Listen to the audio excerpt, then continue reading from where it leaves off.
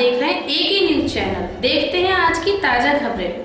आज हम आपको इस खबर में दिखाने जा रहे हैं शेखोपुर विधानसभा सीट बदायूं पर सपा का सबसे दमदार प्रत्याशी कौन रह सकता है। वह है सबसे पहला नाम हिमांशु यादव का।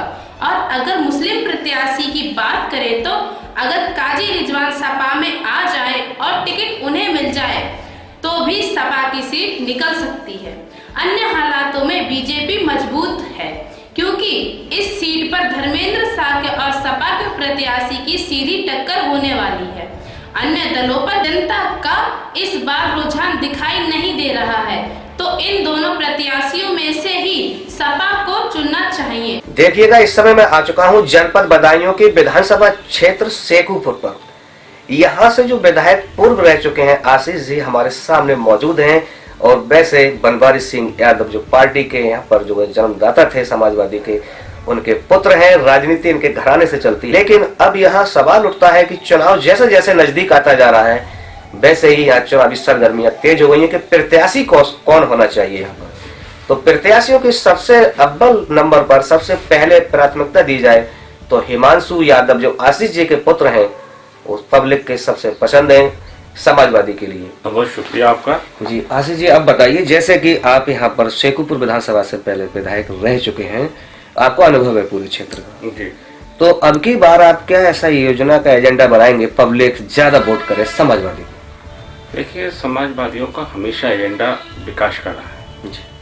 और जब जब सरकार समाजवादियों के हाथ में सत्ता आई है तो आप एक शेखोपुर ही नहीं, पूरा बदायूं नहीं, पूरा उत्तर प्रदेश में आप कहीं भी चले जाएंगे तो अखिलेश यादव विकास पुरुष के नाम से पहचाने जाते हैं, जो विकास का कार्य करते हैं। हमारा एजेंडा ही विकास है जी। और उसी पे हम चुनाव लड़ रहे हैं और उसी पे हम पहले चुनाव लड़े। और लोग, मैं तो ये कहूँगा कि लोगों ने जो खेल खेला भारतीय जनता पार्टी ने, और आज लोग उसको महसूस करते हैं कि हमारा सच हार गया, काम हार गया और झूठ जीत गया। आज लोगों को पछतावा है उस बात का। और आपने देखा हो जिस तरह से समर्थन हमारे राष्ट्रीय अध्यक्ष जी को पूरे प्रदेश में मिल रहा है। एक तो लहर सी है, भारतीय जनता पार्टी जितनी लहर थी उससे मैं समझता हूँ कई गुना ज्यादा अब लोग अखिलेश यादव जी में विश्वास करते हैं, और वही हमारा एजेंडा है विकास का एजेंडा जी। जैसे कि पब्लिक के बीच आप सक्रिय रहेंगे, जैसे जो आप विधायकों पर सबसे ज्यादा आरोप रहता है कि वो क्षेत्र में देखते नहीं जीतने के बाद, तो क्या हिमांशु क्षेत्र में सक्रिय रहेंगे? जहां तक मैं समझता हूं, मैं आप शेखोपुर की बात ले लूं जी, तो शेखोपुर मेरा 45 साल, शेखोपुर से पहले ये उसैत में हुआ करता था, कुछ हिस्सा इधर उधर हुआ, फिर शेखोपुर बना। सबसे पहली विधानसभा जब बनी शेखोपुर के नाम से तो वहां मैं एमएलए बना और रिकॉर्ड मतों से मैं जीता। और मेरे लिए कोई बदायूं शेखोपुर ही नहीं, पूरा बदायूं जनपद कोई गांव ऐसा नहीं है जहां आशीष यादव को अपना परिचय बताना पड़े जी। क्योंकि मेरे वालिद यहाँ पूरा 45 साल लोगों की सेवा करके, मैं पॉलिटिक्स में सेवा भाव, समर्पण, लोगों के दुख में खड़े रहना, ये मेरे परिवार की पहचान है जी। और मैं उस पहचान को कायम रखना चाहता हूँ। और मेरे यहाँ से राजनीतिक संबंध लोगों से बहुत कम है, पर पारिवारिक रिश्ते मेरे इतने ज्यादा हैं कि मैं अगर आज 1 घंटे के अंदर भी अगर अपने किसी को ये टेलीफोन भी करूंगा तो या मैं मुसीबत में हूं तो मेरे साथ वो आते हैं। मेरे लोगों से पारिवारिक रिश्ते हैं यहाँ। और 45 साल में आप समझते हैं कि बहुत बड़ा कार्य समझ, जितनी मेरी उम्र है उम्र से कुछ मैं करूँ कि जब होश संभाला है तब से मैंने समाजवादी पार्टी को रिश्ते बनाए हैं और वो रिश्ते मेरे जैसे कि आपको मुस्लिम समाज का है और ये जो है यादव समाज का है, इसके अलावा आप जातियां बचती हैं मौर्य समाज या फिर लोधी समाज, इधर काफी बहुल संख्या में है। देखिए, मेरे परिवार ने या मैंने कभी भी जाति धर्म की राजनीति नहीं की है। ऐसा कोई जाति, कोई धर्म, कोई वर्ग ऐसा नहीं है जो आशीष यादव या मेरे फादर मरहूम माननीय बनवारी सिंह यादव जी में जो विश्वास ना रखता हो। कभी भी मेरे चुनाव का रिजल्ट बनाकर देख लीजिए, जहां ना यादव है ना मुसलमान है, वहां भी आशीष यादव को वोट मिल गए। तो मेरे परिवारिक, मैंने कहा ना कि मेरे परिवार यही कि सभी जातियों का वोट आपको इस बार नहीं, हमेशा मिला है जी, हमेशा मिला है। कम मिला है, ज्यादा मिला है, कभी कम हो गया, कभी ज्यादा हो गया, ये हो सकता है, पर ऐसा कभी नहीं हुआ कि मुझे किसी न किसी जाति, 2 जातियों को वोट मिला हो। मुझे हर जाति का वोट मिलता है और मैं हर जाति के लिए काम करता हूँ, करते हैं। अच्छा आशीष जी, जैसे जनता अब महंगाई से परेशान है, गायों से परेशान है, अपने मूल्य से वाजिब खेती के नहीं मिल पा रहे हैं, उसको लेकर भी यानी किसान बहुत परेशान रहे हैं, तो अगर आपकी सरकार बनती है या आप अपने क्षेत्र में कुछ ऐसा बिजनेस या उद्योग देंगे जनता को जिससे उसका लाभ मिले, जिससे आपको जनता यानी वोट करे? अच्छा, हमने हमेशा दिया है। इन्होंने मंडियां बंद कर दी, हम लोगों ने मंडियां चलाई। मंडी जिस दिन बंद हो जाएगी उस दिन किसान बर्बाद हो जाएगा। हमारा तो काम ही विकास का है।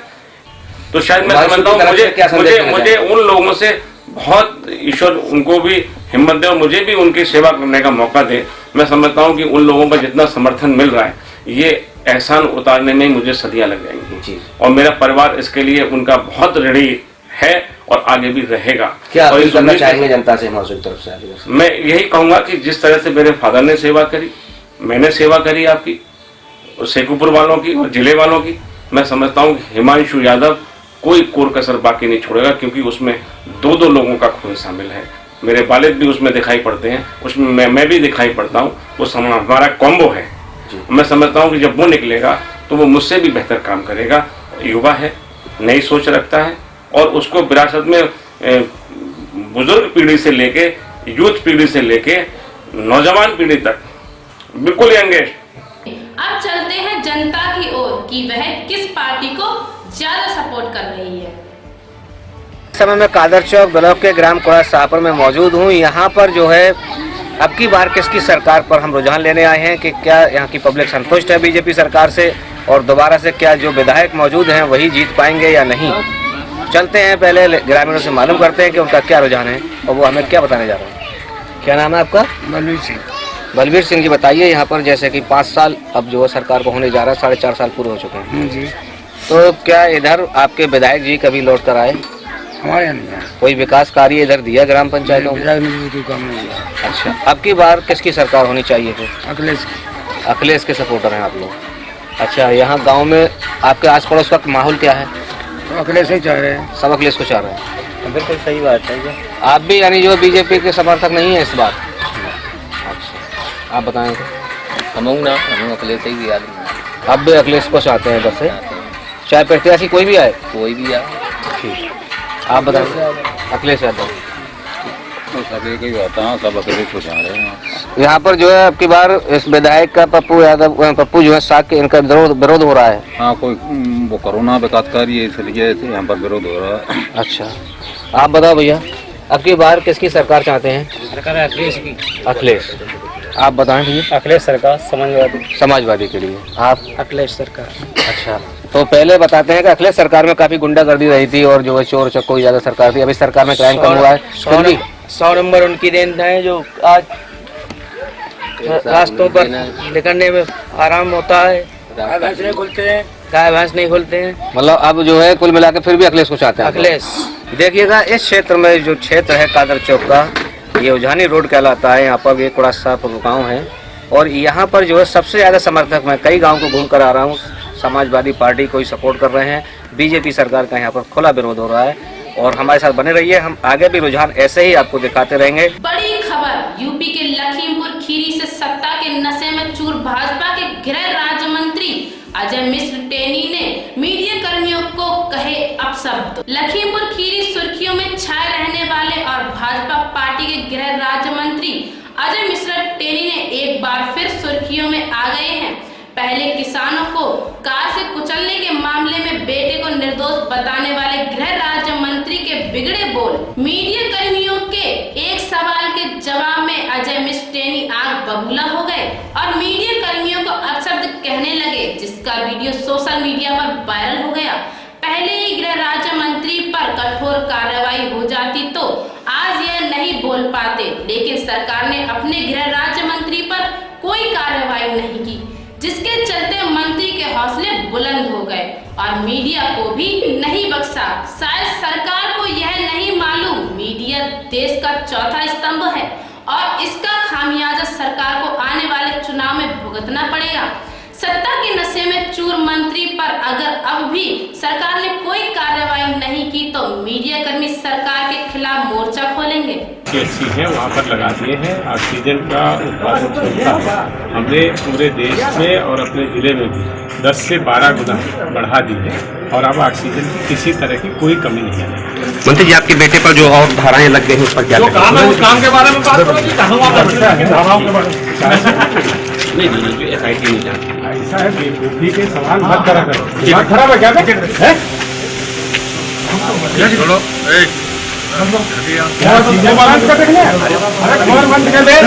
मंत्री जी, आपके बेटे पर जो और धाराएं लग गई हैं उस पर क्या जो काम है उस काम के बारे में बात करो जी, धाराओं के बारे में नहीं SIT नहीं जानती। ऐसा है, बेवकूफी के सवाल मत करा करो। दिमाग खराब है क्या?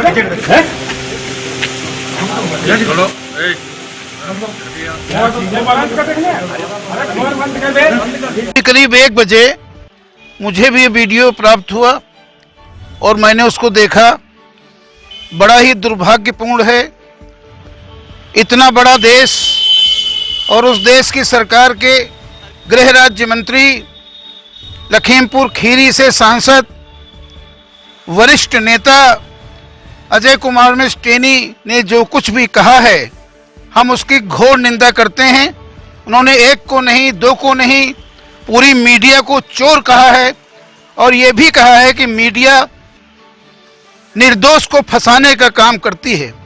वो भूल गए कि देश की आज़ादी के दौरान और देश की 75 साल का जो सफ़र हुआ है आज़ादी स्वतंत्र भारत का, उस दौरान आपातकाल के दौरान, तमाम सारी समस्याओं के दौरान केवल और केवल मीडिया ने सही बात को रखा है और मीडिया ने बड़ी बड़ी धाराएं मोड़ी हैं। हम इस अवसर पर लखीमपुर खीरी जनपद के सभी पत्रकार साथियों की तरफ से उनके इस बयान पर गहन संवेदना, गहन आक्रोश, गहन दुख। गोली चलने की सूचना से पुलिस महकमे में मचा हड़कंप। करछना पुलिस समेत उच्च स्तरीय टीम जांच में जुटी। और ये मैनपुरी से बड़ी खबर आ रही है। इस बड़ी खबर में खास बात यह है कि ग्रामीणों ने चोर को पकड़कर उसके सर पर चौराहा बना दिया, यानी चोर को चोरी करते समय पकड़ लिया, उसके बाद उसके सर के बाल मुंडन कर कर चौराहा बनाया, बीच चौराहे पर बैठाकर ये सबके सामने किया। इसका वीडियो वायरल हो रहा है, देखें ये नजारा। इस पर क्या कहते हैं पुलिस अधीक्षक, सुनिएगा। चोर का मामला सामने आया है, जो ग्रामीणों ने उसको सिर पर जो है चौराहा बनाया है, मूंछ भी काटी है। क्या पूरा मामला? एक चोर जो था ट्रैक्टर की बैटरी और कुछ अन्य पार्ट्स चोरी कर रहा था, तो ग्रामीणों ने उसे मौके पर पकड़ लिया था। पकड़ के पुलिस को हैंडओवर किया है। फिलहाल उसको जेल भेजा जा रहा है, लेकिन जिन्होंने चौराहा बनाया है उनके विरुद्ध विधि सम्मत कार्रवाई की जा रही है। कुछ लोगों को पूछताछ के लिए बुलाया जा रहा है और सत्ता होने पर विधि सम्मत कार्रवाई की जाएगी।